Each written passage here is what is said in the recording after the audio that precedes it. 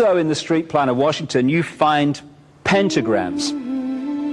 So here we have two pentagrams in the street plan of Washington. The top one points into the Capitol building, and the one at the bottom points into the White House. This is a political building, so we're told. In fact, it's a temple to a secret society, built by the Freemasons to a specific design, Congress, the Congress building. Where did it get its name from? Capitol Hill, from a sacred place of the Roman Brotherhood going way back called Capitoline Hill. And when Madeleine Albright, high priestess of this brotherhood, became Secretary of State, and she went across on her first overseas visit to Europe, she actually went to Rome and made an official visit, what for her would have been a pilgrimage to Capitoline Hill in Rome, and that's where we get Capitol Hill from. This is George Washington. In the last century, they decided they didn't have a decent statue of George, so instead of getting an American to produce one, they ordered it from Italy, from Florence. And when it arrived on the dockside, people were staggered, because here was George, the first president of the United States, depicted naked from the waist up with this cloth over his Bill Clinton's, and then pointing up one arm, pointing down the other. What's going on? Unless you realize where these people are coming from, it's inexplicable. Well, if you just hold that in your mind, arm up, arm down, naked from the waist up, and then Bill Clinton's covered in a piece of cloth, well, this is where it's coming from. This is the ancient depiction of the compilation of the negative force symbol that the Templars worshipped, or the high-level Templars worshipped anyway, called Baphomet. And this is why that they depicted George Washington in that way.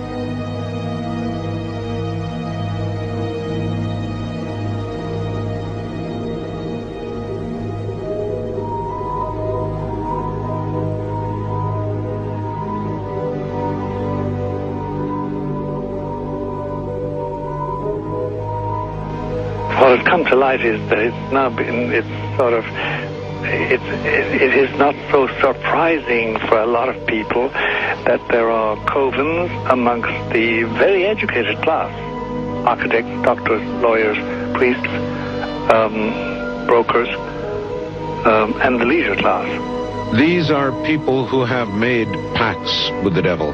That's right. It's really the best, the more accurate way of describing it would be that they have indulged themselves in the worship of the goat, of the prince, of the serpent, of Satan, of Lucifer, and they lead perfectly normal lives. They're jewel merchants. They travel. They're prominent in their own way, but they do have this indulgence. Father, here's a part of that I can never understand, that has never made sense to me, and that is, if somebody were to make a pact with the devil,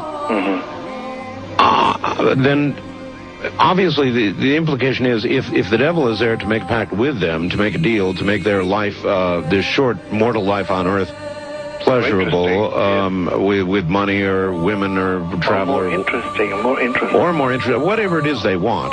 Yes. Then they are aware of the presence of the devil, and they are obviously aware then of the presence of God as well, and they nevertheless make a conscious, stupid, short-term, blind choice to take what they can get in this lifetime. And to embrace one, you must embrace the other. It's not like it's some wishy-washy person. I know you do. It is a very not easy to understand, except when you talk with them, when they let their hair down and peel grapes, as we say, and when they're on their way to being cured of or healed is the proper word.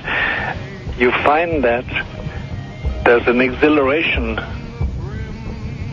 and a satisfaction which is both sensual and sexual and mental when they really indulge in Luciferian worship. There is a peculiar exhilaration. Like a drug, then? Yes, it's a peculiar exhilaration. And of course, the godly instincts in us all, the angelic in us all, because we all have something angelic and something godly, besides everything else, a lot of other negative things, that is quenched. And you find in them a horror of anything, what we call sacred and holy, or sacrosanct, or the idea of the idea of the sacred, of the awesome.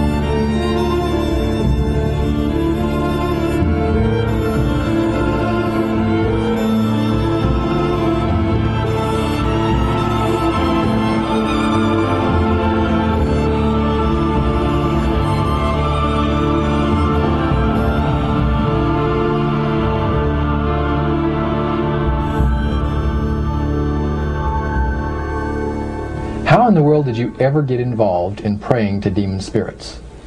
A fellow that had been on a particular ship with me, he told me, "Hey, I got something fantastic to tell you." He said, "I am affiliated with people that speak with the spirits of the dead. How would you like to talk to the spirit of your dead mother?" And I was shocked. I was shocked. He said, "You wouldn't be afraid of talking to the spirit of your dead mother, would you?" Well, I said, "I'll tell you what, I would have to give that some thought, because it's something I never thought about before in my life."